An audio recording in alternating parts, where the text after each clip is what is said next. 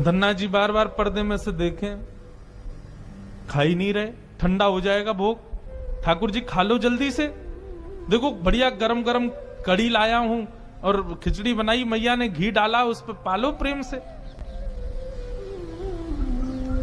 बहुत देर हो गई, ठाकुर जी नहीं पाए तो धन्ना जी वहीं लेट गए। बोले आप नहीं पाओगे तो मैं भी नहीं पाऊंगा, मैं भी भूखा ही रहूंगा फिर।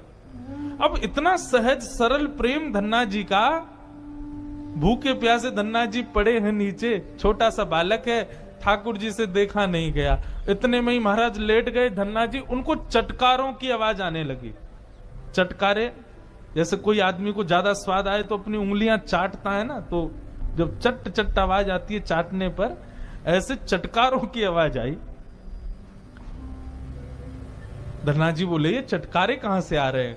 जैसे ही पीछे देखा पर्दा खोल करके, तो नन्हे से बाल गोपाल प्रकट हो गए हैं और धन्ना जी के सुंदर प्रसाद को स्वीकार कर रहे, पा रहे हैं।